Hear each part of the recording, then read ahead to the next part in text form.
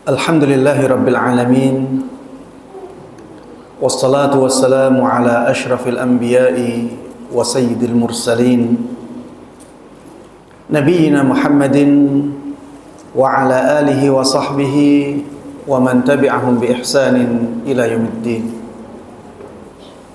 Allahumma inna nas'aluka bi asma'ikal husna wa sifatikal ula an tu'allimana ma yanfa'una wa an tanfa'ana bima 'allamtana wa an tazidana 'ilman wa 'amala wa an taj'ala hadzal 'amal khalisan liwajhikal karim wa an tusahhila lana umurana wa talabana fil 'ilmi wa an tusliha lana qulubana wa syu'unana kullaha wa alla takilana ila anfusina tarfata 'ain innaka waliyyu dzalika wal qadiru alaih.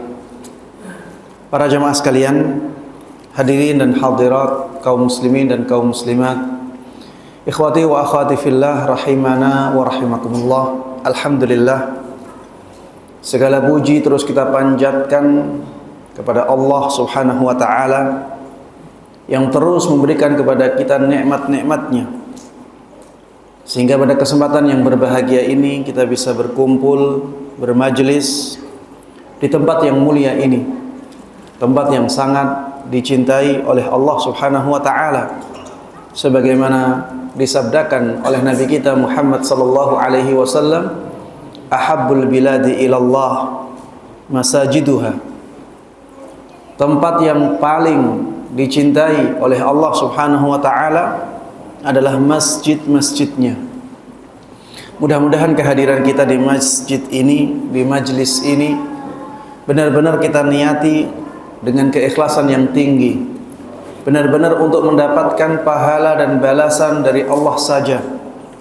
Dan mudah-mudahan dengan keikhlasan tersebut Allah Subhanahu wa taala melipat gandakan pahala amalan kita dan memberikan kepada kita ilmu yang berkah dan manfaat. Amin amin ya rabbal alamin.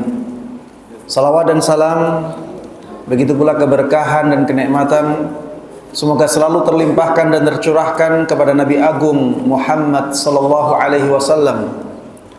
Begitu pula kepada seluruh keluarga beliau, seluruh sahabat beliau, dan seluruh kaum muslimin yang mengikuti beliau dan para sahabatnya dengan baik hingga hari akhir nanti. Para jemaah sekalian, kaum muslimin dan kaum muslimat rahimana wa rahimakumullah. Tema yang akan kita angkat pada kesempatan kali ini tentang ain, bahaya dan solusinya. Ain, bahaya dan solusinya. Ain adalah sesuatu yang masih jarang diketahui, jarang disadari oleh masyarakat kita. Padahal ain ini benar-benar nyata dan efek buruknya sebenarnya telah menimpa mereka atau menimpa banyak dari mereka. Ada anak yang tiba-tiba sakit ketika dibawa ke tempat keramaian. Dari rumah asalnya sehat-sehat saja, dibawa ke keramaian, dibawa pulang lagi, tiba-tiba di rumah panas, tiba-tiba sakit. Bisa jadi itu karena pengaruh ain. Kadang juga ada orang yang memposting kegiatannya nge-gym ya, olahraga, menampakkan kesehatannya, badannya yang bagus. Tiba-tiba gak lama setelah itu dia menjadi sakit, badannya menjadi lemes, menjadi lemah, keindahan tubuhnya menjadi pudar. Ada anak yang wajahnya cantik, imut, tampan, dibawa keluar rumah. Gak lama setelah itu tiba-tiba cacat, mengalami kecacatan atau sakit dengan sakit yang tidak bisa dijelaskan apa sebabnya. Ada anak yang terkenal cerdas, dipamerkan, tiba-tiba kecerdasannya hilang, pudar, atau menjadi sebaliknya. Ada yang memamerkan barang miliknya, mobil, motor, burung.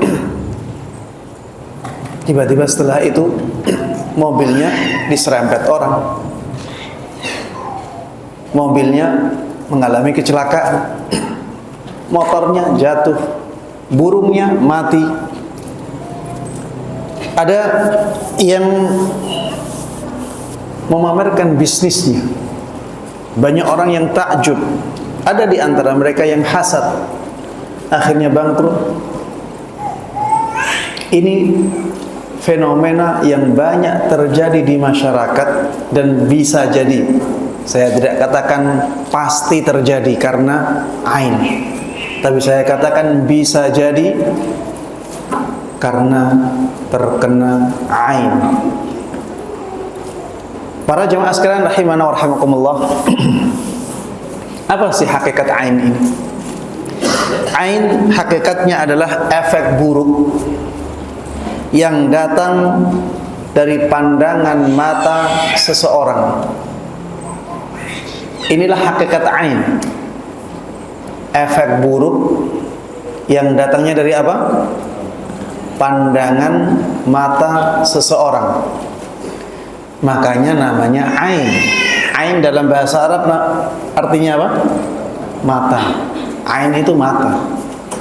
Penyakit ain berarti penyakit yang datangnya dari pandangan mata. Jadi ini menyebut sesuatu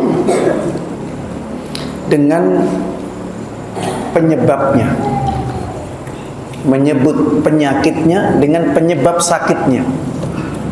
Jadi penyebabnya pandangan mata, akhirnya sebabnya dinamakan dengan penyebabnya. Iya, akibatnya diberi nama dengan nama sebabnya. Jadi sebenarnya ain itu penyakitnya. Penyakit ain itu penyakitnya, tapi dinamakan dengan sebabnya. Ain sendiri adalah pandangan mata yang mendatangkan efek buruk kepada sesuatu.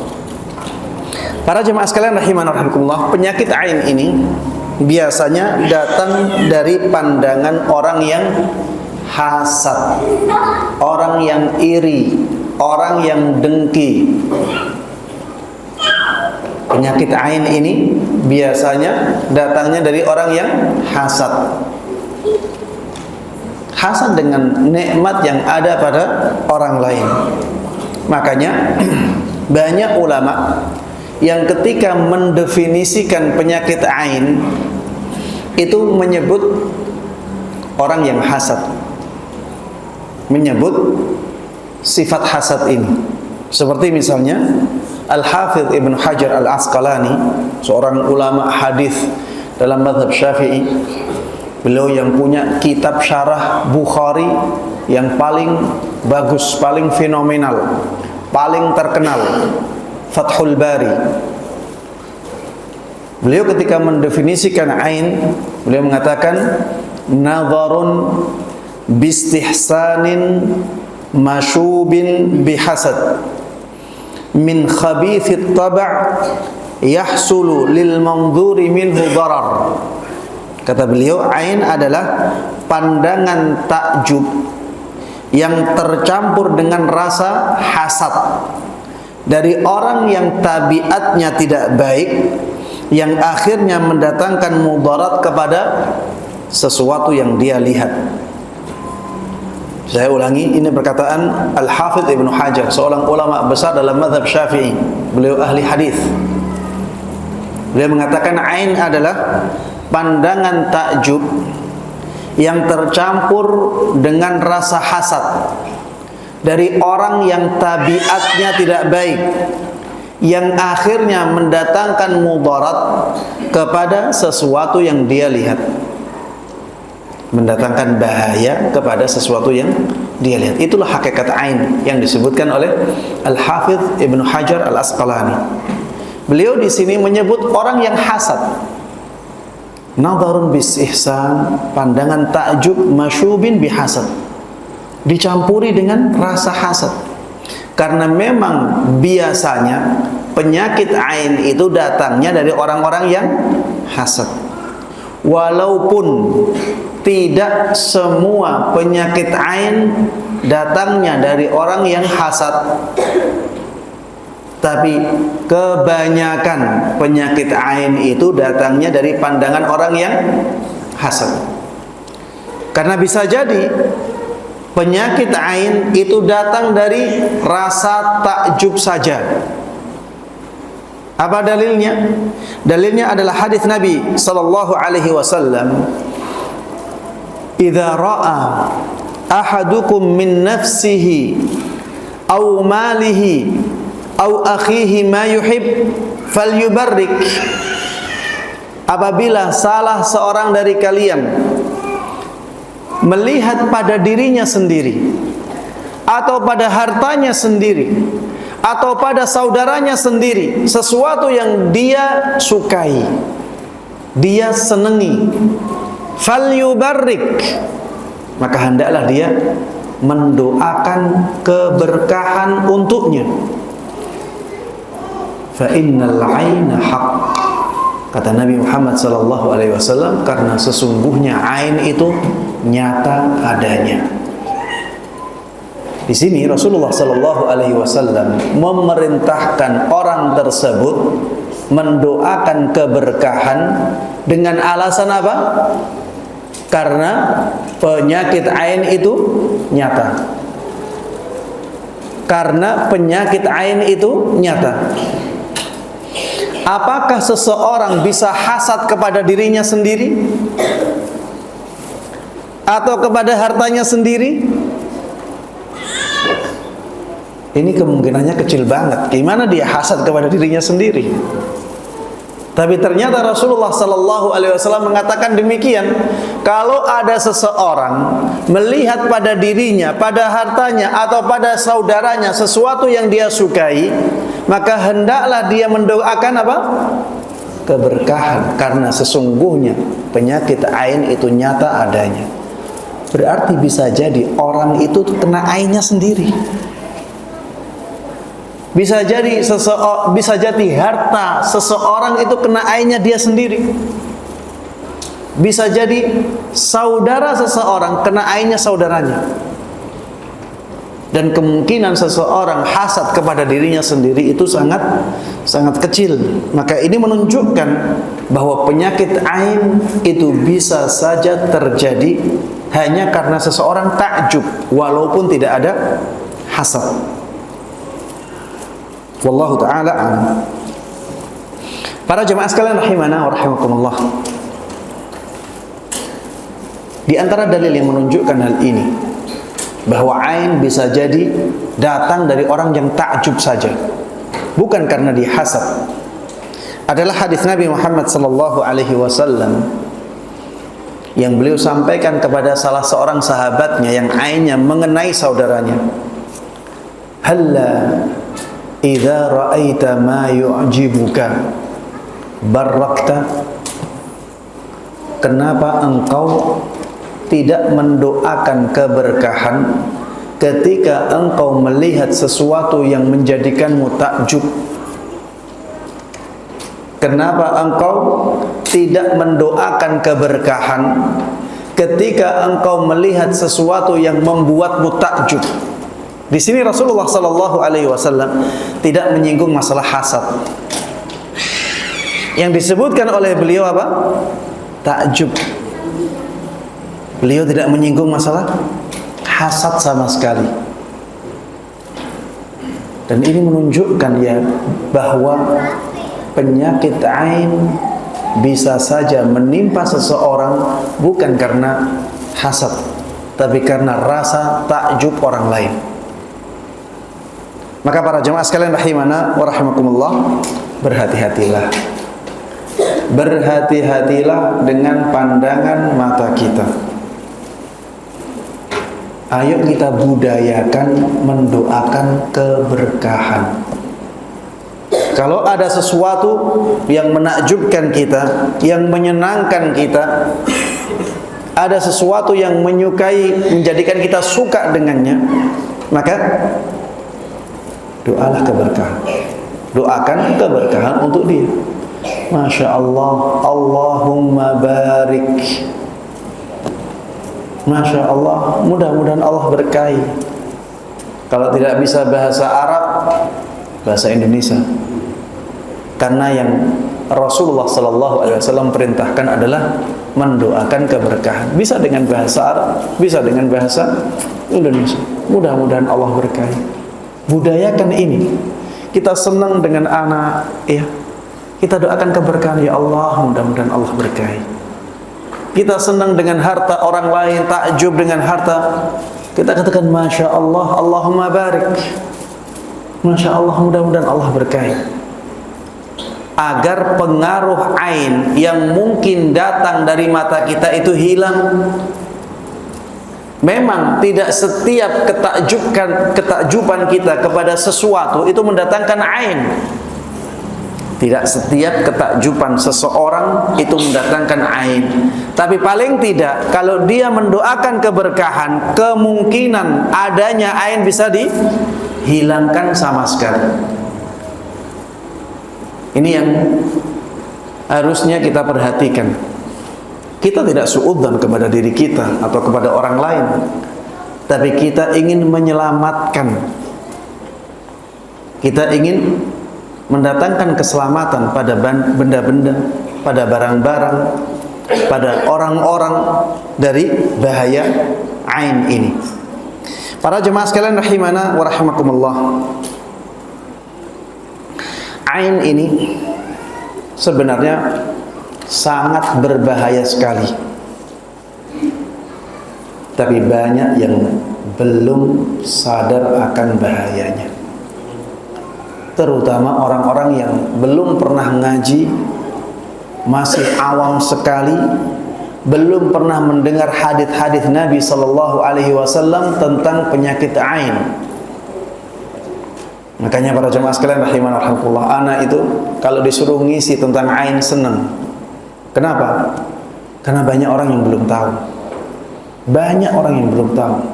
Dan banyak orang yang tidak sadar akan bahayanya yang sangat luar biasa. Coba lihat hadis yang akan ana bacakan ini. Rasulullah sallallahu alaihi wasallam bersabda, "Al-ainu haqqun." Ain itu nyata adanya. Walau kana syai'un sabaqal qadara la sabaqathul ain. Kalau ada sesuatu yang bisa mengalahkan takdir, maka yang bisa mengalahkan takdir adalah ain. Kalau ada sesuatu yang bisa mengalahkan takdir, maka yang mengalahkan takdir adalah ain. Padahal tidak ada sesuatu yang mengalahkan takdir Allah Subhanahu wa taala. Tapi Rasulullah sallallahu alaihi wasallam ingin menjelaskan kepada kita bahwa pengaruh ain ini sangat luar biasa. Makanya kita harus sangat hati-hati. Kita harus sangat hati-hati. Kita hati-hati dengan mata kita. Kita juga harus hati-hati dari mata orang lain.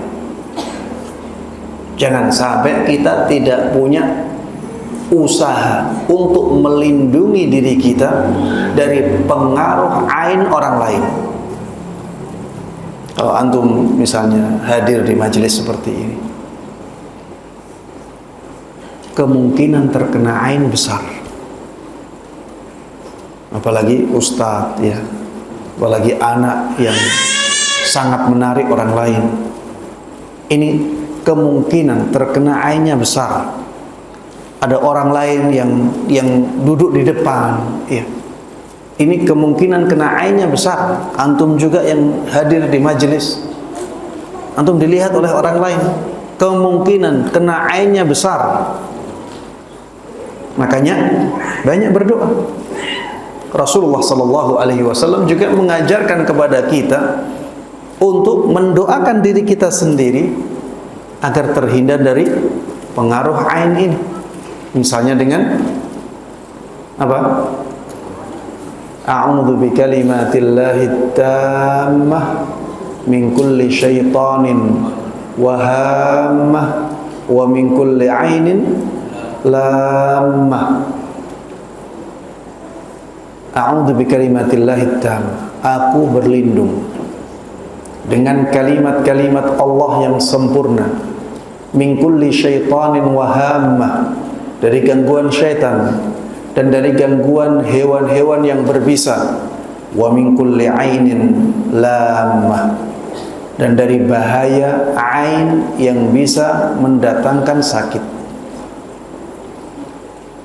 Kita berdoa ketika kita sedang kumpul-kumpul sendiri, kumpul-kumpul seperti ini, berdoalah kepada Allah, minta perlindungan kepada Allah Subhanahu wa ta'ala. Karena kita itu tidak bisa mengontrol mata orang lain. Maka paling tidak kita punya perisai agar mata orang lain itu tidak mengenai kita. Atau berdoa dengan doa yang diajarkan oleh Nabi kita Muhammad sallallahu alaihi wasallam ketika singgah di suatu tempat. Doanya apa? A'udzu bikalimatillahi tammati min syarri ma khalaq. Ini insyaallah bisa menyelamatkan kita dari pengaruh ain di tempat itu. Karena Rasulullah sallallahu alaihi wasallam menyebutkan di antara faedahnya atau manfaatnya kita tidak akan terkena keburukan apapun selama berada di tempat tersebut sampai meninggalkan tempat itu. Dan ain termasuk bahaya. Maka kalau kita ingin selamat di tempat yang seperti ini, maka berdoalah dengan doa ini. A'udzu bikalimatillahi tammati min syarri ma khalaq. Para jemaah sekalian rahimana wa rahimakumullah, saking bahayanya pengaruh buruk ain ini, sampai-sampai Nabi kita Muhammad sallallahu alaihi wasallam mengatakan, jullu man yamutu min ummati ba'da qada'illahi wa kitabihi wa qadarihi bil anfus. Kebanyakan orang yang mati dari umatku setelah karena takdir Allah Subhanahu wa ta'ala itu karena mata, karena ain. Beliau ingin menjelaskan kepada kita kebanyakan orang yang meninggal dari umatnya itu karena sebab ain setelah takdir Allah Subhanahu wa ta'ala. Bahaya sekali. Sampai-sampai menjadikan sebagian besar umat Muhammad sallallahu alaihi wasallam meninggal. Ain itu sampai seperti ini. Rasulullah katakan seperti itu. Kebanyakan yang meninggal dari umatku ini sebabnya karena ain setelah takdirnya Allah Subhanahu wa ta'ala. Makanya kita harus benar-benar berhati-hati terhadap ain ini. Rasulullah sallallahu alaihi wasallam dalam hadisnya yang lain mengatakan, al-ainu tudkhilur rajulal qabra wa tudkhilul jamala al-qidra. Kata Nabi Muhammad sallallahu alaihi wasallam, ain itu bisa memasukkan seseorang ke dalam kuburannya, menjadikan seseorang mati. Dan ain bisa menjadikan onta itu masuk ke tempat masak, ke ya baskom mungkin orang sekarang ya, yang besar. Apa? Kuali. Iya. Jadi ain bisa memasukkan onta ke kualinya.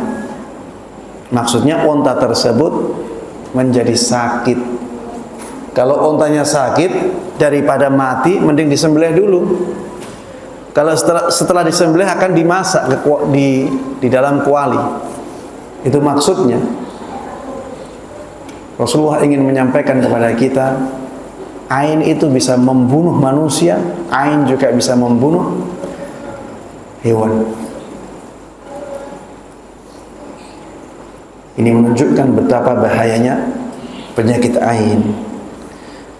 Lalu bagaimana agar kita bisa menyelamatkan diri kita dari bahaya ain ini?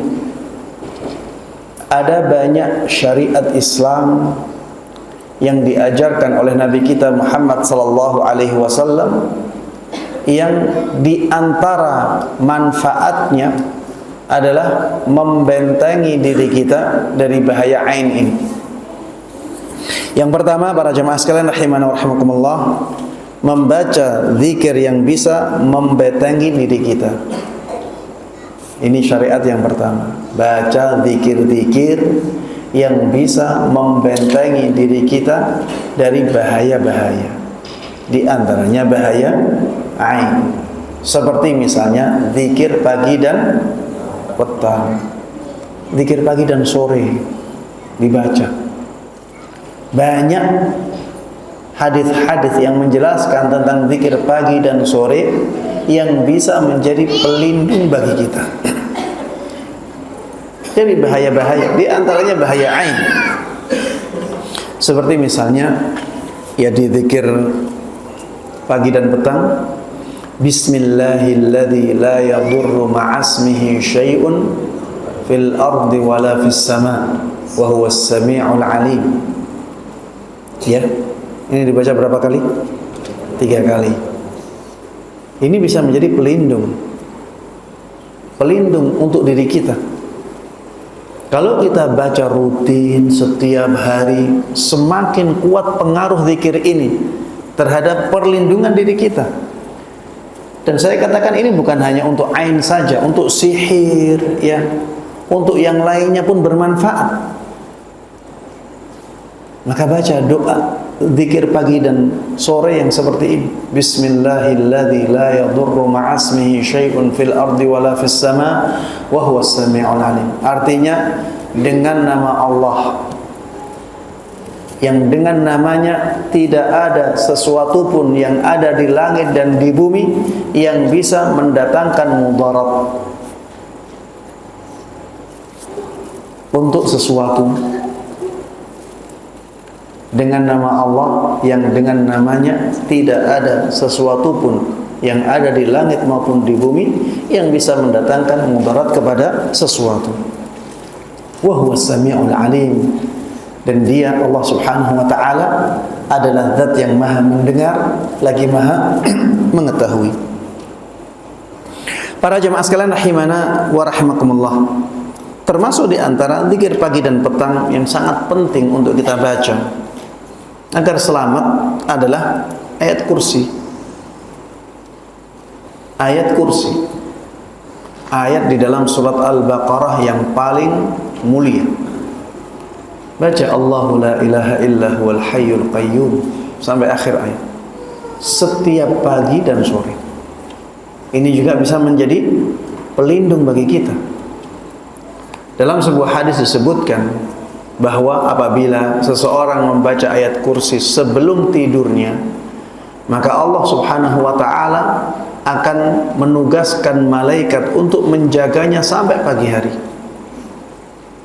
Intinya ada yang menjaganya, ada pelindung. Maka ketika dibaca di waktu sore, dibaca di waktu pagi, ini juga akan mendatangkan pelindung bagi orang yang membacanya.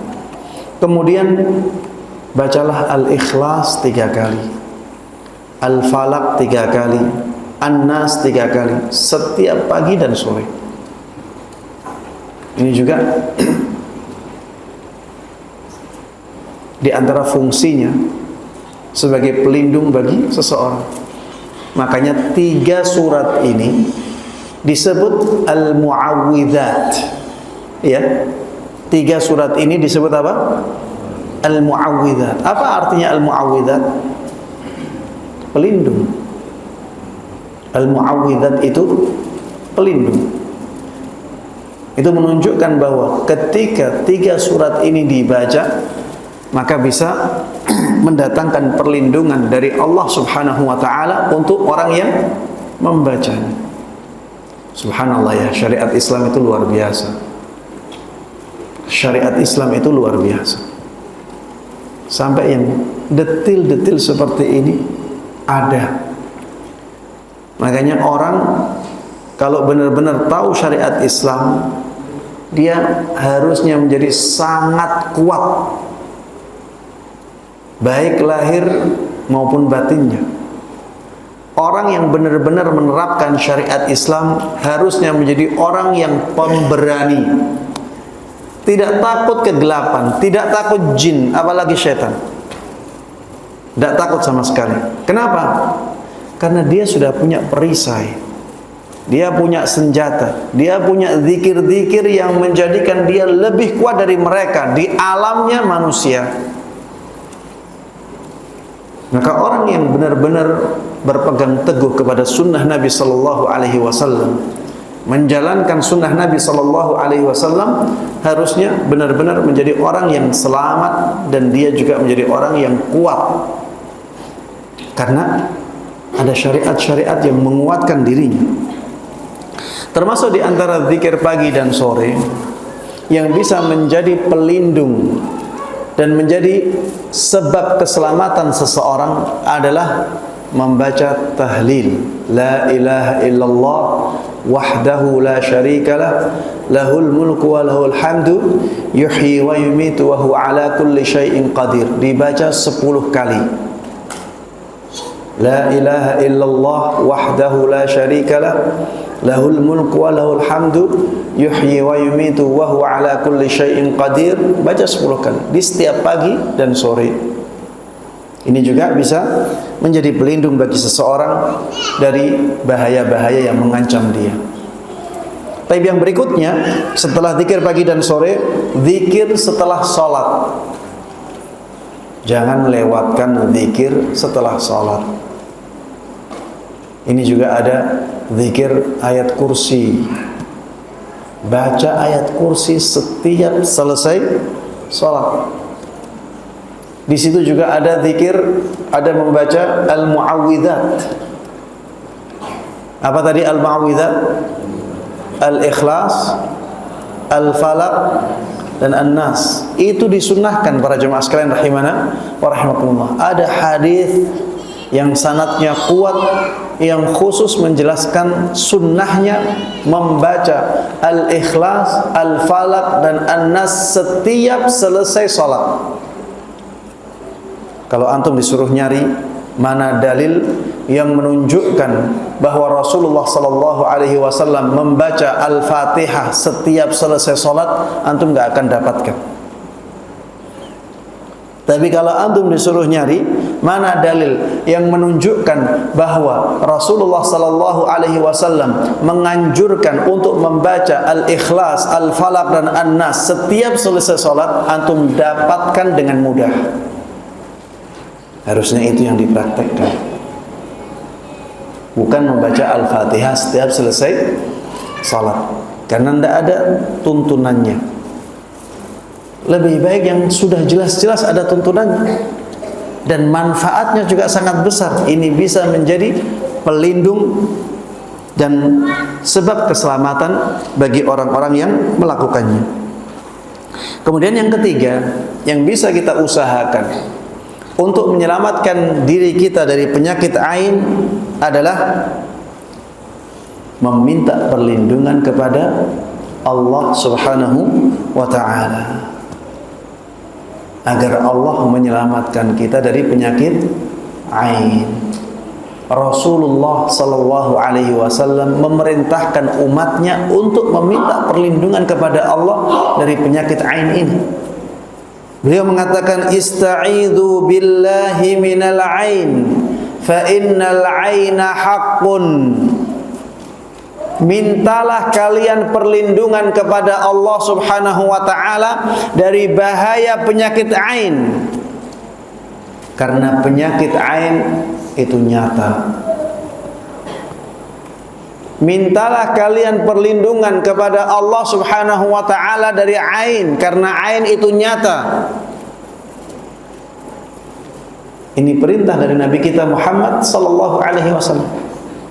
Maka iya, kalau kita sedang ada kekhawatiran atau ada kemungkinan terkena penyakit ain, berlindunglah kepada Allah dengan doa yang saya tadi sampaikan. A'udzu bikalimatillahi tammah min kulli syaitanin wa hammah wa min kulli ainin lammah. Dihafalkan para jemaah. Di searching di Google banyak. A'udzu bikalimatillahi tammah min kulli syaitanin wa hammah wa min kulli ainin lammah. Kemudian yang keberapa setelahnya? Yang keempat,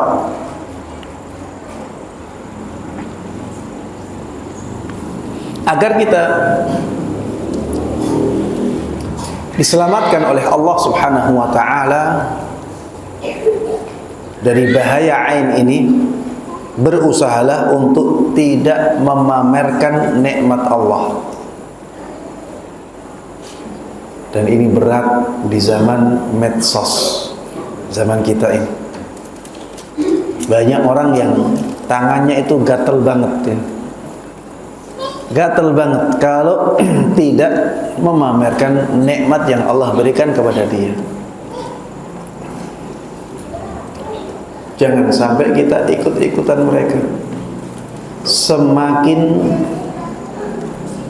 kita sering memamerkan nikmat-nikmat Allah yang ada pada kita, semakin banyak kita memamerkan nikmat-nikmat itu, maka semakin lebar kita membuka pintu terkena ain.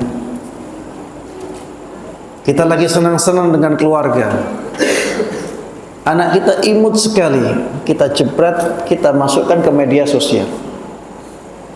Memang ada kesenangan di situ, tapi ingatlah bahwa itu adalah tindakan kita membuka kemungkinan terkenanya anak kita penyakit ain.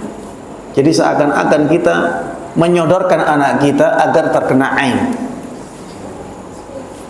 Ini berbahaya para jemaah sekalian rahimanallah. Media sosial ini berbahaya.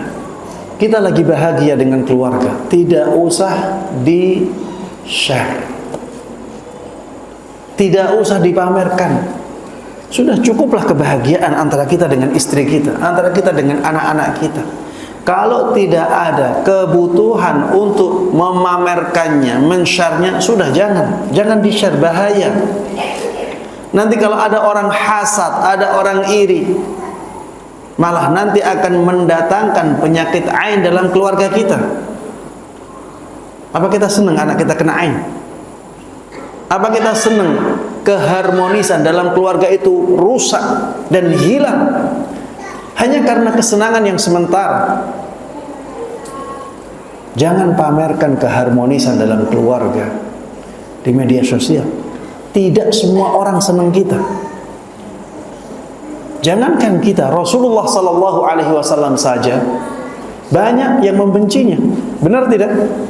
Rasulullah sallallahu alaihi wasallam. Bahkan dahulu ya, banyak dari musuh-musuh Nabi sallallahu alaihi wasallam yang ingin mencelakai Nabi dengan ainnya. Wa iyyakadul ladzina kafaru la yuzliqunaka bi absarihim. Antum kalau melihat tafsiran dari ayat ini di surat Al-Qalam ayat 51, antum akan dapati banyak ulama tafsir yang menyebutkan ini adalah usaha orang-orang jahiliyah agar mereka bisa mencelakai Nabi sallallahu alaihi wasallam dengan ain-ainnya mereka. Itu Nabi sallallahu alaihi wasallam, orang yang paling sempurna, manusia yang paling dicintai oleh Allah Subhanahu wa taala. Itu saja banyak yang benci, apalagi kita. Banyak kekurangannya. Maka jangan sampai kita sebarkan, kita pamerkan, kita share nikmat-nikmat Allah Subhanahu wa taala ke media sosial, kecuali apabila sangat dibutuhkan sekali. Kalau tidak ada kebutuhan, jangan buka pintu untuk datangnya penyakit ain pada keluarga kita. Para jemaah sekalian rahimana wa rahimakumullah.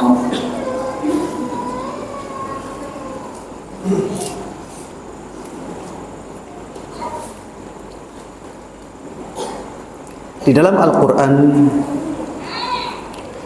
di surat Yusuf ayat 5, ada isyarat yang bisa difahami, anjuran untuk tidak memamerkan nikmat ini kepada orang lain. Surat Yusuf ayat berapa?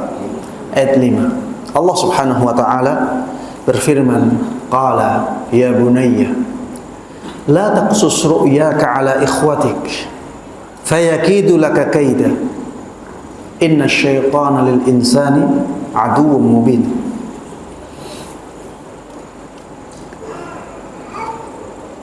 Dia, yaitu ayahnya Nabi Yusuf, mengatakan, wahai anakku, wahai Yusuf, anakku, janganlah engkau ceritakan mimpimu ini kepada saudara-saudaramu. Jangan engkau ceritakan mimpimu ini, wahai Yusuf, kepada saudara-saudaramu, karena mereka akan membuat tipu daya untuk membinasakanmu. Sungguh syaitan itu musuh yang jelas bagi manusia. Iya, tidak semua orang itu suka dengan kita. Tidak semua orang itu senang dengan kebahagiaan kita. Dan ketika seseorang iri, hasad, maka matanya bisa sangat berbahaya untuk kita. Kemudian yang kelima, agar kita terhindar dari penyakit ain, maka biasakanlah diri kita sendiri dan ingatkan orang lain agar mendoakan keberkahan. Biasakan diri kita sendiri dan ingatkan orang lain agar mendoakan keberkahan apabila takjub terhadap sesuatu. Ini yang harusnya kita sebarkan ke masyarakat agar keberkahan itu benar-benar menyebar di masyarakat. Selalu doakan barakallahu fiik, Allahumma barik, sehingga benar-benar keberkahan itu menyebar di masyarakat kita. Bukankah kita ingin orang lain juga baik? Bukankah kita ingin orang lain juga mendoakan kita keberkahan? Maka biasakan diri kita untuk mendoakan keberkahan, sehingga sunnah ini benar-benar bisa menyebar di tengah-tengah masyarakat kita, sehingga masyarakat kita benar-benar dipenuhi oleh keberkahan dari Allah Subhanahu wa ta'ala. Ketika masyarakat terbiasa dengan doa keberkahan, maka otomatis pengaruh ain ini akan semakin lemah. Rasulullah sallallahu alaihi wasallam mengatakan di dalam hadisnya, "Idza ra'a ahadukum min akhihi ma yu'jibuhu falyad'u lahu bil barakah." Apabila salah seorang dari kalian melihat ada sesuatu yang menakjubkan pada saudaranya, maka hendaklah dia mendoakan keberkahan untuknya. Mendoakan keberkahan itu Allahumma barik, atau barakallahu fihi kalau laki-laki. Kalau perempuan barakallahu fiha. Ini perempuan dan laki-laki orang ketiga. Kalau orang pertama kalau orang kedua barakallahu fika, kalau laki-laki kamu. Kalau perempuan barakallahu fiki, ya, kalau kamu perempuan. Kalau kalian barakallahu fikum. Semoga Allah Subhanahu wa taala memberkahi kalian semuanya. Ustaz, bagaimana kalau tabarakallah? Maka ini bukan doa keberkahan. Ya. Masya Allah, tabarakallah. Tabarakallahnya itu bukan doa keberkahan. Karena tabarakallah itu ada yang mengartikan maha suci Allah. Ada yang mengartikan banyak sekali kebaikan pada Allah Subhanahu wa ta'ala. Dan ini bukan doa keberkahan. Doa keberkahan itu Allahumma barik, ya Allah berkahi, atau barakallahu fih, ya Allah mudah-mudahan engkau berkahi ini. Sehingga para jemaah sekalian rahimana wa rahimakumullah, jangan hanya cukup mengatakan masya Allah tabarakallah karena belum ada doa keberkahan di situ. Tapi tambahi dengan Allahumma barik, barakallahu fih, atau pakai bahasa Indonesia semoga Allah berkahi. Atau pakai bahasa Jawa, bahasa yang lainnya, silahkan. Tapi artinya mudah-mudahan Allah memberkahinya. Para jemaah sekalian rahimana wa rahimakumullah, bagaimana kalau seseorang sudah terkena ain? Kalau sudah terjadi, kalau tadi bagaimana menyelamatkan diri dari penyakit ain? Ustaz, sudah terjadi, terkena ain. Yang tadinya mobilnya itu lancar-lancar saja, tidak ada masalah sama sekali, tiba-tiba di starter nggak bisa.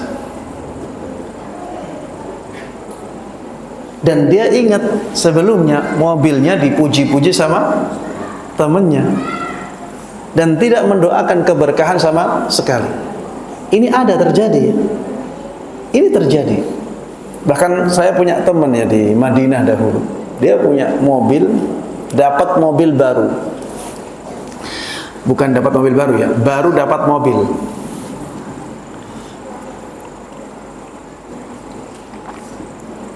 Dapat mobil baru itu mobilnya baru. Kalau ini dia baru dapat mobil, mobilnya bekas. Tapi keadaannya sangat bagus. Dan dia dapat dengan harga yang murah. Akhirnya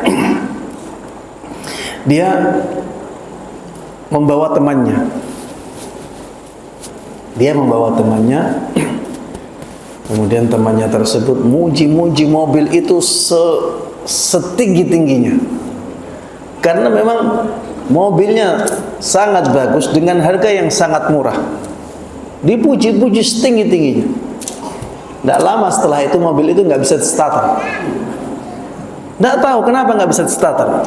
Dibawa ke bengkel-bengkelnya pun bingung. Dia periksa ini itu nggak ada yang berhasil untuk menyalakan mobil itu. Akhirnya orang ini ingat, oh iya, orang ini yang mengenai ainnya. Ainnya orang ini yang mengenai mobil ini. Akhirnya dia ngambil air. Kemudian akhirnya orangnya, kalau tidak salah, orang tersebut manggil lagi temannya itu, kemudian ngajak makan. Sisa makannya ditaruh di air, airnya digunakan, ya dibawa ke bengkel untuk disiramkan mobilnya. Setelah disiramkan, mobil itu di starter dengan mudah. Cerita nyata. Bisa jadi mobil itu kena ain, memang bisa. Makanya para jamaah sekalian rahimana wa rahimakumullah, kalau misalnya ya kita punya firasat yang kuat, ya punya tanda-tanda yang kuat bahwa barang kita terkena ain atau anak kita terkena ain, maka lakukan sebab-sebab yang bisa menghilangkan ain tersebut. Yang pertama, para jamaah sekalian rahimana rahimakumullah, siramkan air dari bekas air wudu atau air mandi orang yang datang dengan air. Siramkan air wudu atau air bekas wudu atau air bekas mandinya orang yang airnya mengenai barang kita atau anak kita atau orang lain. Hal ini berdasarkan hadis Nabi sallallahu alaihi wasallam. Pernah suatu ketika, ini hadisnya agak panjang ya, dari Sahal ibn Hunayf, bahwa ayahnya pernah menceritakan bahwa Rasulullah sallallahu alaihi wasallam suatu ketika keluar, maksudnya pergi. Wasaru ma'ahu nahwa Makkah. Para sahabatnya berjalan bersama beliau menuju kota Makkah.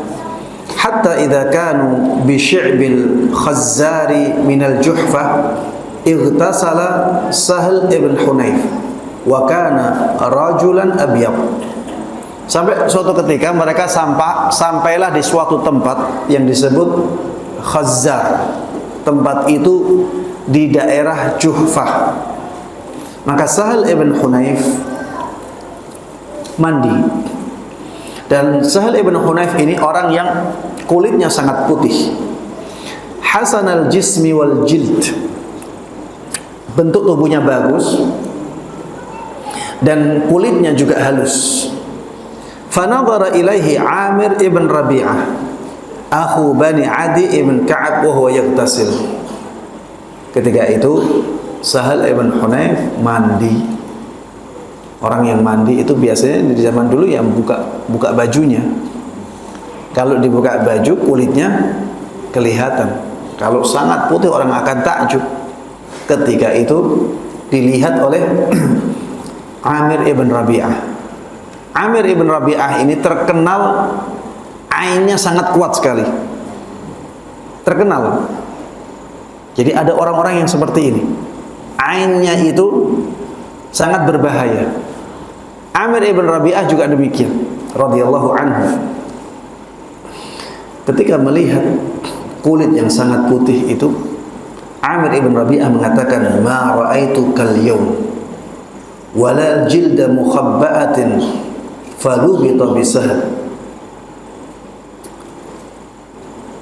Orang ini mengatakan, aku tidak pernah melihat seperti yang aku lihat hari ini. Aku tidak pernah melihat kulit yang sebagus itu yang tertutupi. Akhirnya Sahal ibn Hunayf langsung terkapar. Ketika itu langsung terkapar, langsung jatuh. Fa'utiya Rasulullah sallallahu alaihi wasallam. Maka akhirnya Sahal ibn Hunayf ini didatangkan. Iya, digotong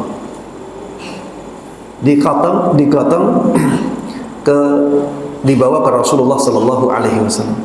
Faqila lahu ya Rasulullah, hal laka fi Sahal? Wallahi ma yarfa'u ra'sa wa ma yufiq. Maka Rasulullah sallallahu alaihi wasallam ya ditanya, wahai Rasulullah, apa engkau punya solusi untuk Sahal ini? Demi Allah dia tidak bisa mengangkat kepalanya. Bahkan dia tidak bisa sadar. Jadi langsung pingsan. Terkena ainnya Amir ibn Rabi'ah, Sahal ibn Hunayf ini langsung pingsan. Maka Rasulullah sallallahu alaihi wasallam bertanya, "Hal tattahimuna fihi min ahad?" Apakah ada orang yang kalian curigai dia ainnya mengenai dia ini? Maka akhirnya orang-orang melihat kepada Amir ibn Rabi'ah. Orang-orang melihat Amir ibn Rabi'ah, tidak mengatakan Amir ibn Rabi'ah yang kami curigai. Tidak. Jadi para sahabat pandangannya langsung ke Amir ibn Rabi'ah. Maka Rasulullah sallallahu alaihi wasallam memanggil Amir ini. Fataghayyadha alaihi. Akhirnya Rasulullah marah kepada Amir ibn Rabi'ah yang mengatakan kata-kata yang keras kepada Amir ibn Rabi'ah. Dan Rasulullah sallallahu alaihi wasallam mengatakan, "Ala ma yaqtulu ahadukum akhahu."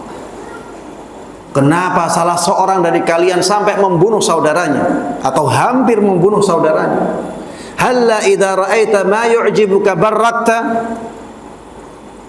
Tidakkah engkau mendoakan keberkahan ketika engkau melihat sesuatu yang menakjubkanmu? Rasulullah katakan ini kepada Amir ibn Rabi'ah. Tsumma qala lahu. Kemudian Rasulullah sallallahu alaihi wasallam mengatakan kepada Amir ibn Rabi'ah, "Ightasil lahu." Kamu mandi untuk Sahal ibn Hunayf ini. Maksudnya mandi, nanti air sisa mandinya bisa bermanfaat untuk Sahal ibn Hunayf. Faghasala wajhahu wa yadayhi wa mirfaqaihi wa rukbatayhi wa atrafa rijlaihi wa dakhilata izarihi fi qadahin thumma subba dhalikal ma'u alaihi. Maka akhirnya Amir ibn Rabi'ah ini membasuh wajahnya, dua tangannya, dua sikunya, dua lututnya, kemudian ujung-ujung dua kakinya, bahkan bagian dalam tubuhnya, ya. Kemudian dimasukkan airnya tersebut ke dalam wadah. Tsumma subba dzalikal ma' alaihi. Kemudian akhirnya air tersebut disiramkan kepada Sahal ibn Hunayf. Yasubbuhu rajulun ala ra'sihi wa dhahrihi min khalfihi. Ada orang yang menyiramkannya ke kepalanya, ke dadanya, ya dari belakang. Yukfi'ul qadaha wara'ahu fa fa'ala bihi dzalika faraha Sahlun ma'an nas laisa bihi sah. Ya, intinya setelah dilakukan penyiraman itu, Sahal ibn Hunayf langsung sadar, langsung bisa jalan bersama orang-orang. Tidak ada sedikit pun sakit pada dia, sembuh dengan seketika. Ini diantara cara kita menyembuhkan orang yang terkena ain. Kalau ini sisa air apa? Mandi. Sisa air wudu juga bisa. Karena Ibunda Aisyah radhiyallahu anha menyatakan, kana yu'maru al-'ainu fayatawadda thumma yughsalu minhu al-mu'ayyan atau al-ma'in. Thumma yughsalu minhu al-ma'in. Dahulu orang yang matanya mengenai orang lain atau ainnya mengenai orang lain, dia diperintahkan untuk berwudu. Kemudian sisa air wudunya digunakan untuk menyiram orang yang terkena ain. Berarti sisa air wudu bermanfaat untuk orang yang terkena ain, sebagaimana sisa air mandi. Bahkan para ulama menjelaskan semua sisa dari orang yang datang darinya ain itu bisa bermanfaat untuk orang yang terkena ain. Seperti misalnya minumannya, kita panggil dia ke rumah, kemudian kita kasih dia minuman, ada sisanya, sisa air minumnya bisa bermanfaat untuk orang yang terkena ain dari dirinya. Contohnya lagi makan, ya, kita kasih dia makan, ada sisanya makanannya, sisanya itu kita kasih air, kemudian kita siramkan kepada sesuatu yang terkena ain.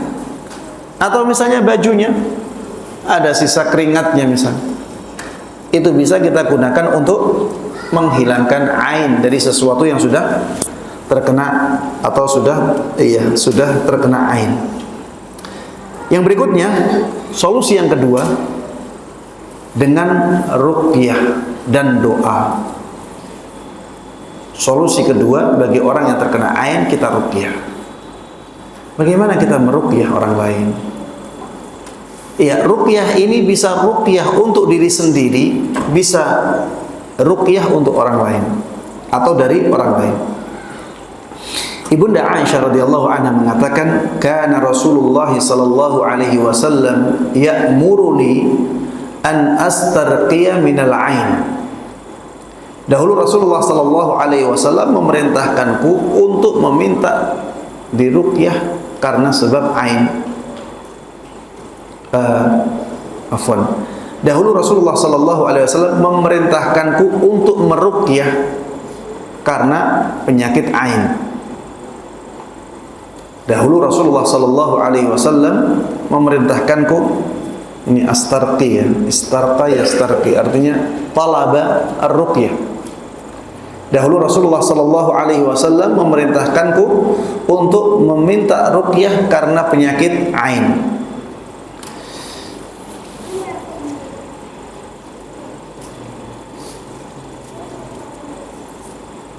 Baik, ada juga athar atau hadis dari Asma binti Umais. Dia mengatakan kepada Rasulullah sallallahu alaihi wasallam, "Ya Rasulullah, inna bani Ja'far tusibuhumul ain."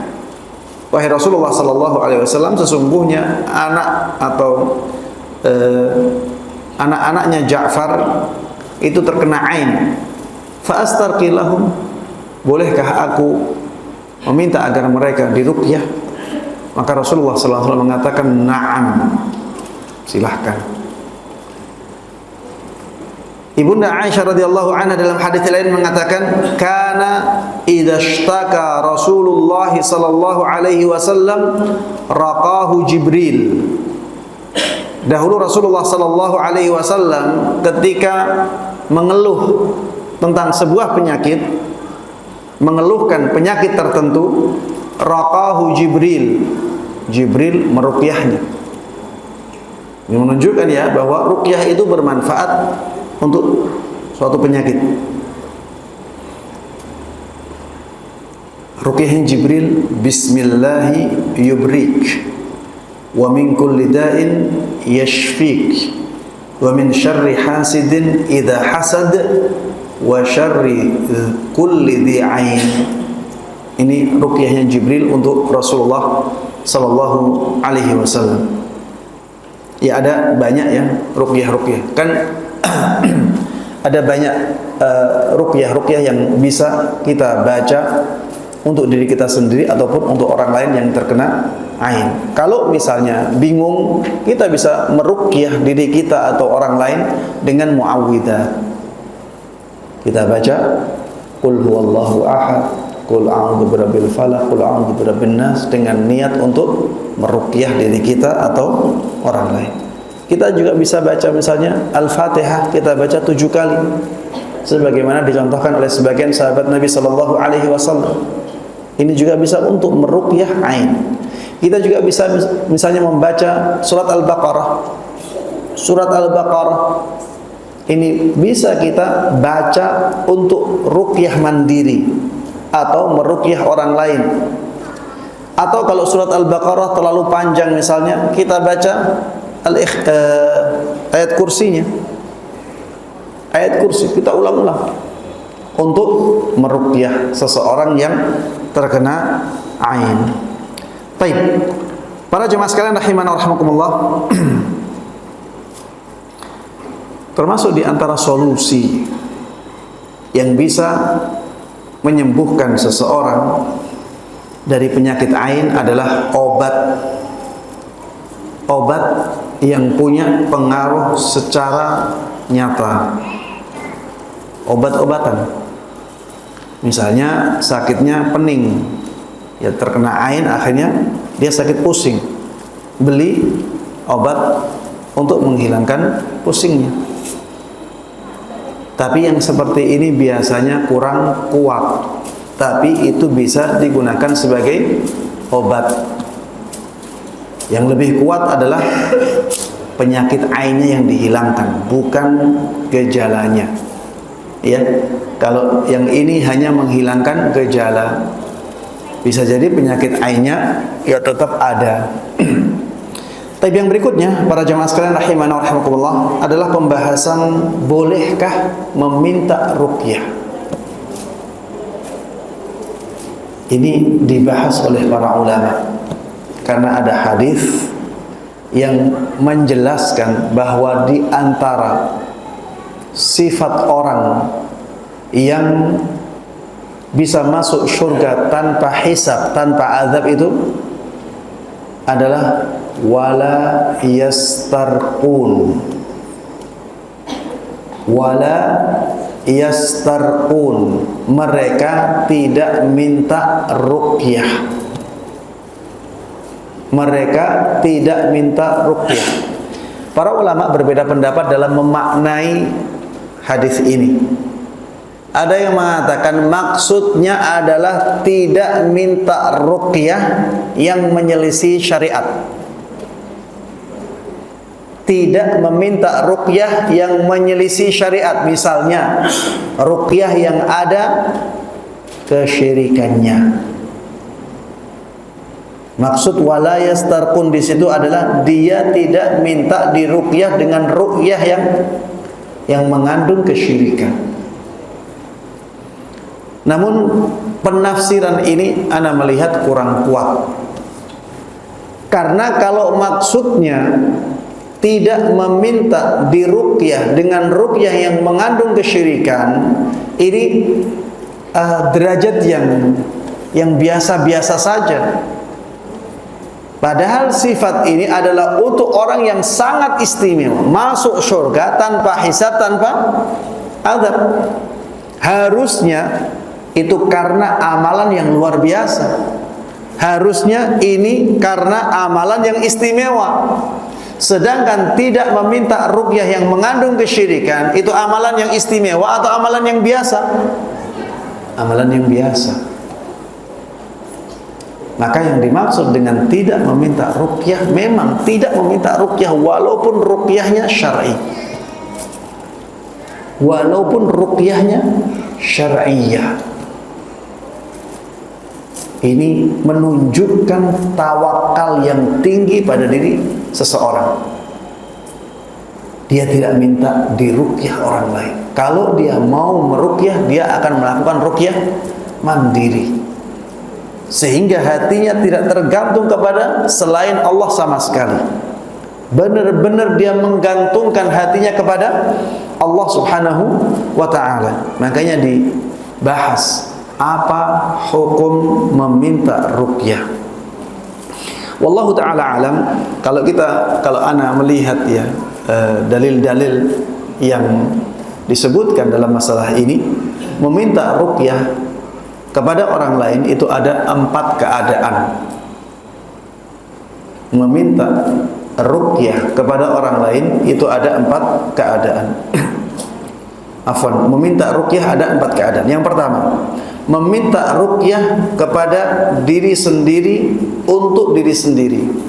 Ya, ini ruqyah mandiri. Ini ruqyah mandiri. Ruqyah mandiri ini jelas dibolehkan. Ruqyah mandiri ini jelas dibolehkan. Ya, seperti misalnya ketika kita merasa terkena ain, kita membaca surat Al-Baqarah dengan niat agar Allah Subhanahu wa ta'ala mengangkat penyakit ain yang ada di kita. Kita baca sendiri untuk diri kita. Yang kedua, meminta ruqyah kepada orang lain untuk orang lain. Meminta ruqyah kepada orang lain untuk orang lain. Maka ini juga dibolehkan. Rasulullah sallallahu alaihi wasallam pernah melihat di rumahnya Ummu Salamah ada anak kecil yang wajahnya terlihat pengaruh penyakit ain. Akhirnya Rasulullah sallallahu alaihi wasallam mengatakan, istarqulaha, anak ini ayo diruqyah, fa inna biha nadhrah, karena sesungguhnya pada anak ini ada pengaruh penyakit ain. Ada pengaruh penyakit ain. Di sini Rasulullah sallallahu alaihi wasallam meminta ruqyah kepada orang lain, tapi untuk orang lain, bukan untuk diri beliau. Keadaan yang ketiga, meminta ruqyah kepada diri sendiri untuk orang lain. Maksudnya ya dia meruqyah orang lain. Dia meruqyah orang lain. Ini juga dibolehkan, bahkan dianjurkan. Man istata'a ay yanfa'a akhahu falyaf'al. Kata Rasulullah sallallahu alaihi wasallam, barang siapa yang bisa memberikan manfaat untuk saudaranya, maka lakukanlah. Dan meruqyah orang lain itu termasuk bentuk memberikan manfaat kepada orang lain. Keadaan yang keempat, meminta ruqyah kepada orang lain untuk diri sendiri.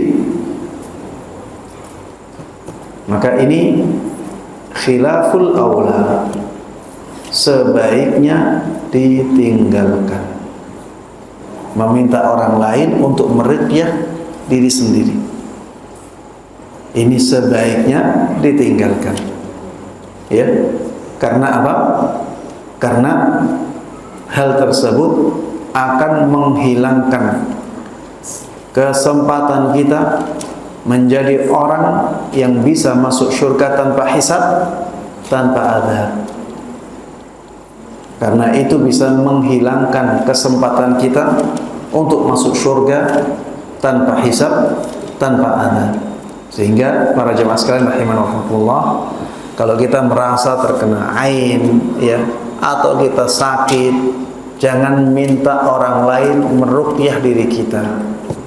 Kalau orang tersebut datang sendiri meruqyah kita, alhamdulillah. Ruqyah tersebut tidak kita minta, tidak apa-apa, tidak ada masalah. Tapi jangan minta-minta orang lain meruqyah diri kita. Karena itu juga akan mempengaruhi tawakalnya hati kita kepada Allah Subhanahu wa taala. Ruqyah itu kekuatan gaib. Dan hati itu akan terganggu tawakalnya ketika melihat yang seperti ini. Memang orang ya yang diberikan keahlian oleh Allah Subhanahu wa taala untuk meruqyah itu biasanya mujarrab. Biasanya sangat terlihat pengaruhnya. Orang lain meruqyah nggak ada pengaruhnya, tapi kalau dia yang ruqyah, pengaruhnya sangat terlihat. Padahal belum tentu bacaannya lurus, belum tentu bacaannya lebih baik dari orang lain, tapi Allah berikan kepada dia keahlian seperti itu. Kalau dia yang meruqyah, pengaruhnya sangat luar biasa. Ketika ada orang ya melihat orang seperti ini, biasanya hatinya sudah bergantung kepada dia. Jadi dia akhirnya terganggu tawakalnya kepada Allah Subhanahu wa ta'ala. Maka untuk keadaan yang keempat ini, kalau bisa jangan kita lakukan. Berusahalah untuk meruqyah mandiri.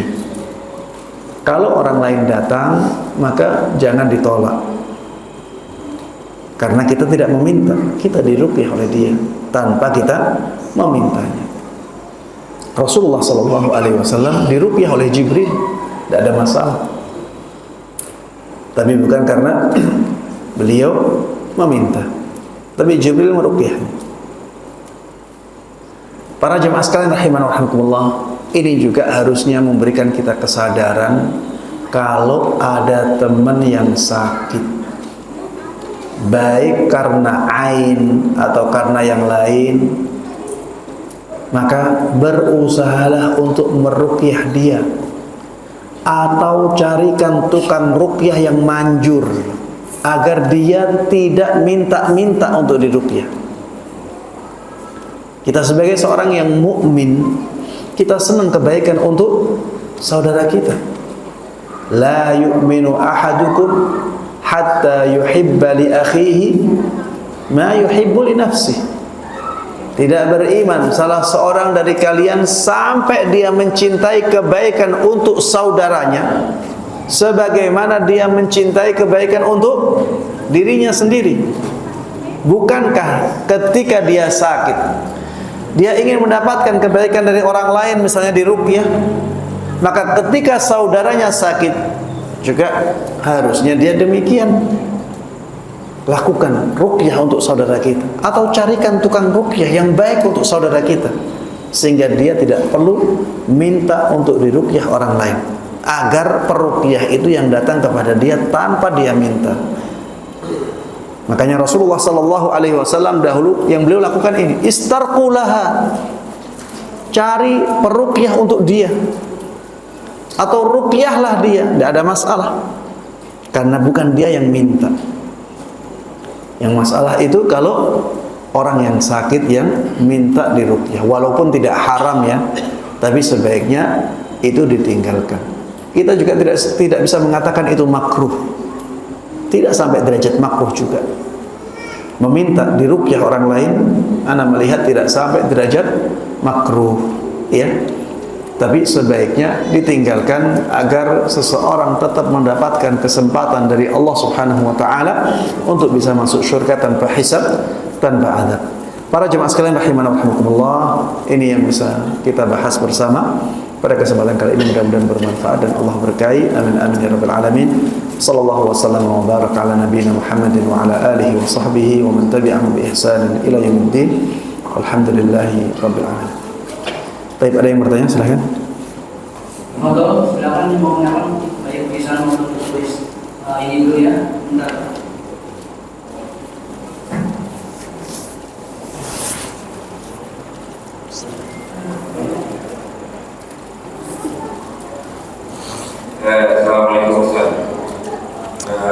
Assalamualaikum Ustaz.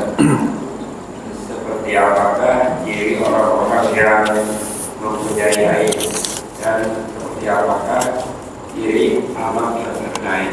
Terima kasih Ustaz. Iya. Ciri orang yang punya ain, anak sendiri tidak tahu, tapi itu bisa diketahui dari peristiwa-peristiwa yang sebelumnya terjadi. Jadi dari track record, cerita orang. Ana juga pernah dipuji sama orang ini, tidak lama setelah itu Ana mengalami demikian. Oh, si fulan juga pernah, barangnya dipuji orang tersebut akhirnya barangnya rusak. Ya, ada track recordnya. Kalau ciri-ciri khusus Ana tidak tahu, ya. Dan tidak ada ya dalil yang menyebutkan ciri-ciri khusus seperti itu. Wallahu a'lam. Bagaimana ciri orang yang terkena ain? Ya, masalah ini terkena ain atau tidak, ini masalah yang tidak bisa dipastikan. Tidak bisa dipastikan. Tapi termasuk di antara cirinya adalah ketika terjadi perubahan yang drastis. Terjadi perubahan yang drastis. Misalnya ya, anak dibawa ke tempat keramaian, tadinya sehat sekali, dan anak tersebut selama ini jarang sakit. Setelah pulang dari tempat keramaian itu, tiba-tiba dia sakit panas atau tiba-tiba lemes. Maka ini bisa menjadi tanda. Kita juga belum bisa memastikan, tapi ini bisa menjadi tanda bahwa orang tersebut terkena ain, atau anak tersebut terkena ain. Perubahan yang drastis seperti itu bisa menjadi tanda bahwa itu adalah pengaruh ain. Ya, bisa juga karena pengaruh yang lainnya, tapi ada kemungkinan besar dia terkena ain karena hal tersebut. Wallahu a'lam.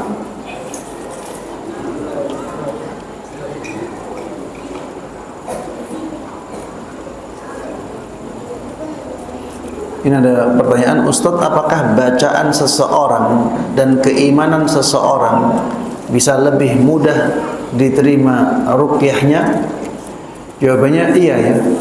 Jadi suaranya dia, kemantapan hati dia, itu sangat berpengaruh terhadap kekuatan ruqyahnya.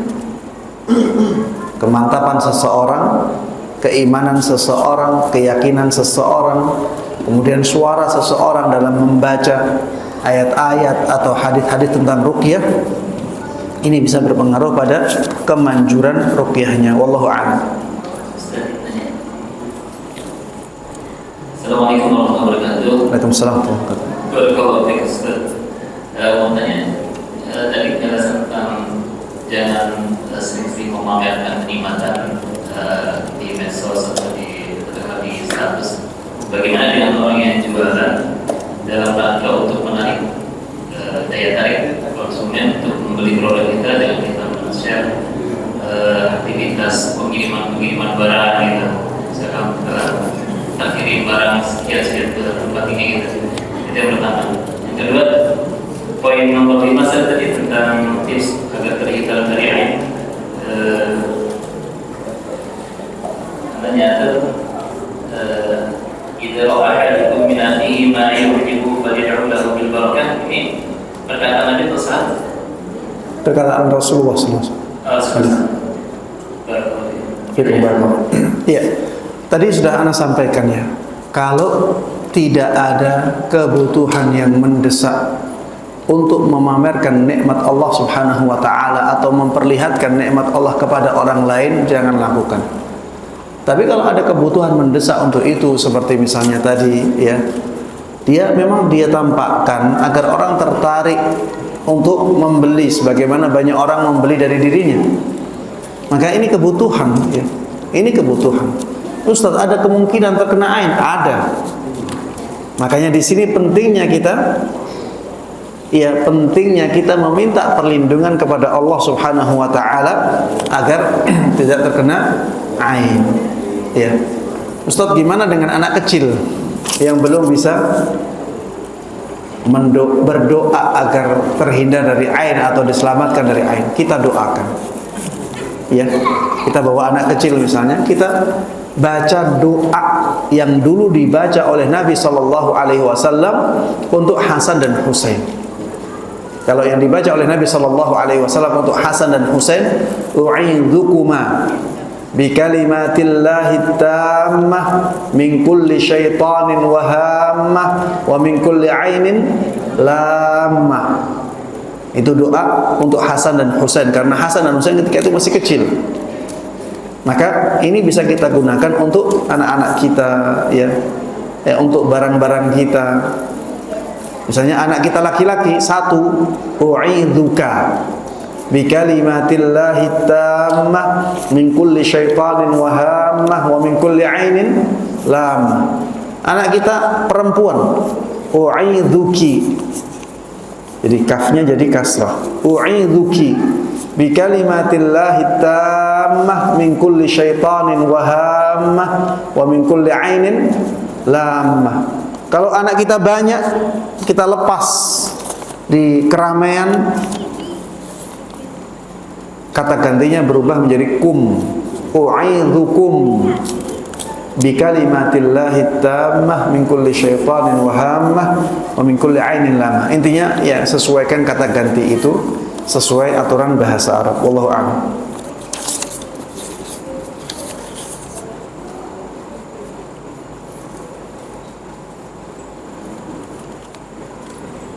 Izin bertanya Ustadz, dalam hal mencari nafkah, kadang kita berkata kalau hari ini gak jualan, gak ada pemasukan.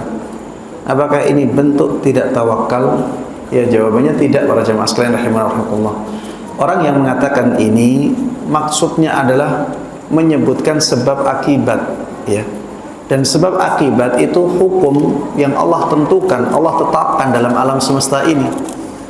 Ya, kalau tidak ada yang gunting ini, maka kertas ini tidak tergunting. Kalau tidak ada yang menggunting kertas ini tidak akan tergunting. Apakah itu mengganggu tawakal? Ya, jawabannya tidak. Selama ini maksudnya adalah menjelaskan sebab akibat. Karena pemasukan dia memang dari jualan, maka ketika dia mengatakan seperti itu, ya dia hanya menyebutkan sebab akibat yang Allah tentukan. Ya memang bisa jadi ada pemasukan dari jalan lain, tapi memang kebiasaannya seperti itu. Memang kebiasaan dia itu berjualan, sehingga ketika dia menjelaskan seperti ini, ya, maksudnya dia adalah menyebutkan sebab akibat, dan dia sadar bahwa pemasukan itu juga dari Allah Subhanahu wa ta'ala, tapi kan dengan usaha yaitu berupa jualan. Wallahu a'lam. Apa manfaat daun bidara untuk ruqyah? Wallahu a'lam ya, daun bidara termasuk daun yang terbukti bermanfaat untuk menghilangkan pengaruh-pengaruh gaib. Daun bidara, kalau kita cari manfaatnya dalam hadis Nabi Shallallahu Alaihi Wasallam, kita tidak dapatkan.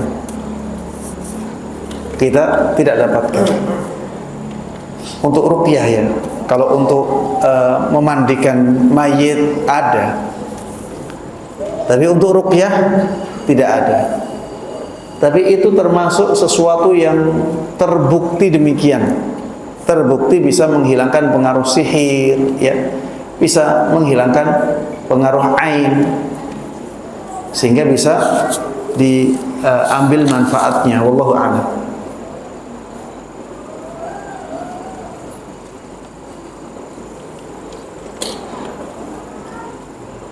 Assalamualaikum warahmatullahi wabarakatuh. Waalaikumsalam warahmatullahi wabarakatuh. Afwan Ustaz, di luar tema. Pak Ustaz, saya mau tanya, apakah disunahkan acara potong rambut bayi mengundang ustaz-ustaz?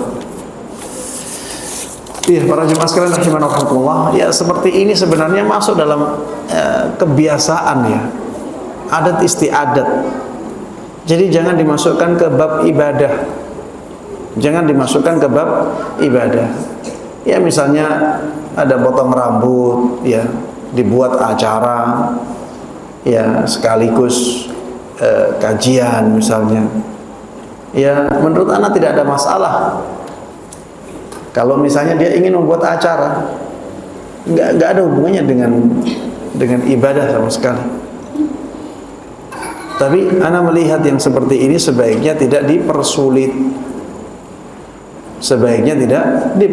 Kalau misalnya kebiasaan masyarakat tidak ada seperti itu, sudah nggak usah bikin acara-acara seperti itu. Nanti malah akhirnya membebani yang lain.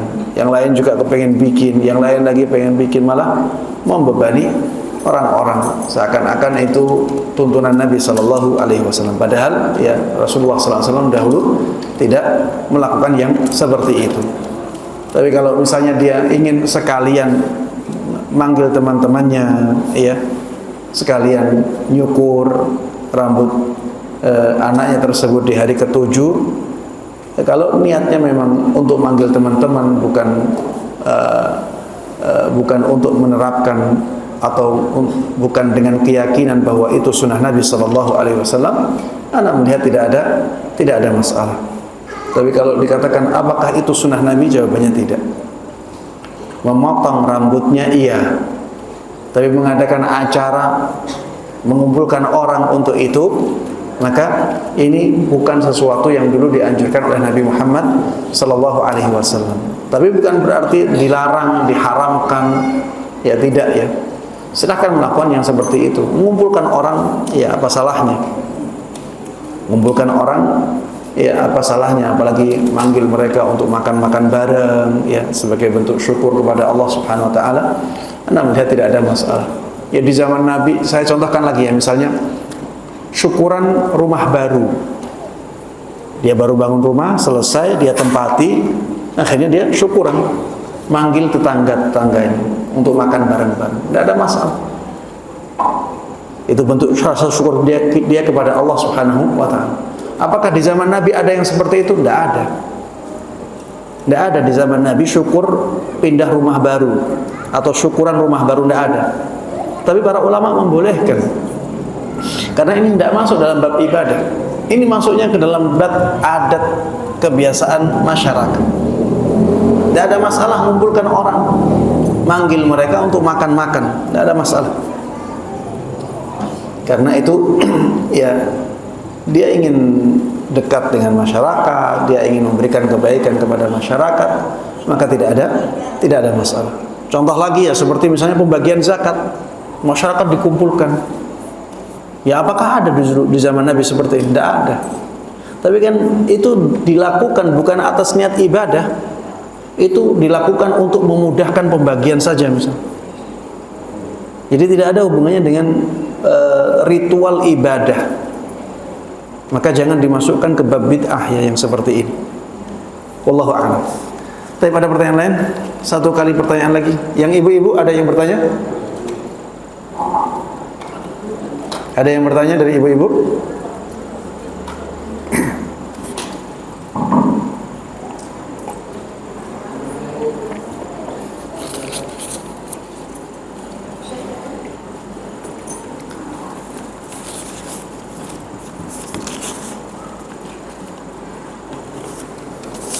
Assalamualaikum Ustaz.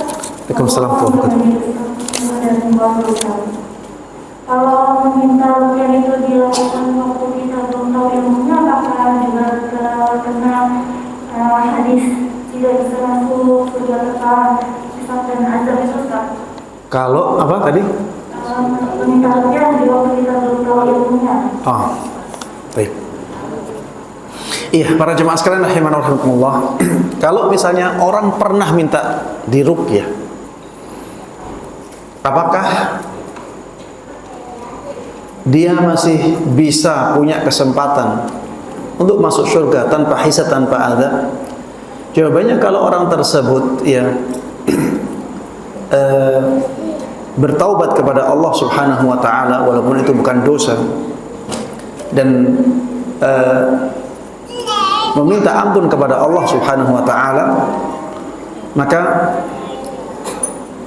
ana melihat orang tersebut bisa mendapatkan kesempatan lagi untuk masuk surga tanpa hisab, tanpa azab. Dan ini disampaikan oleh Syekh Saleh Sindi hafizahullah taala. Karena Allah Subhanahu wa taala itu Maha Pengampun. Allah Subhanahu wa taala itu Maha Pemaaf. Dosa besar saja bisa hilang pengaruhnya karena taubat, karena istighfar. Syirik saja bisa hilang pengaruhnya karena taubat. Apalagi yang bukan dosa sama sekali. Ini minta ruqyah bukan dosa. Bahkan anak katakan tadi makruh pun tidak. Tapi sebaiknya ditinggalkan. Atau sebagian ulama mengatakan ini khilaful aula, melakukan sesuatu yang kurang afdal. Ya. Ini sesuatu yang kurang afdal. Yang dosa besar, kesyirikan saja diampuni dan hilang pengaruhnya karena taubat, apalagi yang bukan dosa sama sekali. Ya insyaallah bagi orang yang demikian ya dia punya tekad kuat untuk tidak mengulanginya lagi, menyesali hal tersebut yang terjadi di masa lalu, minta ampun kepada Allah Subhanahu wa taala, insyaallah orang tersebut bisa mendapatkan kesempatan lagi untuk masuk surga tanpa hisab, tanpa adab apabila memang memenuhi syarat-syaratnya. Ya. Wallahu taala a'lam. Baik, para jemaah sekalian rahimana wa rahimakumullah. Ini yang bisa kita bahas bersama di majelis ini. Mudah-mudahan Allah Subhanahu wa taala memberikan keberkahan pada ilmu yang kita sampaikan, pada ilmu yang kita dapatkan. Mudah-mudahan Allah Subhanahu wa taala memberikan taufiknya kepada kita semuanya untuk bisa mengamalkan dan menyebarkan semua ilmu yang sampai kepada kita dengan baik dan mudah. Amin amin ya rabbal alamin. Wa sallallahu wa sallama wa baraka ala nabiyyina Muhammadin wa ala alihi wa sahbihi wa man tabi'ahum bi ihsanin ila yaumiddin. Wa subhanakallahumma wa bihamdik asyhadu an la ilaha illa anta astaghfiruka wa atubu ilaik. Wassalamualaikum warahmatullahi wabarakatuh.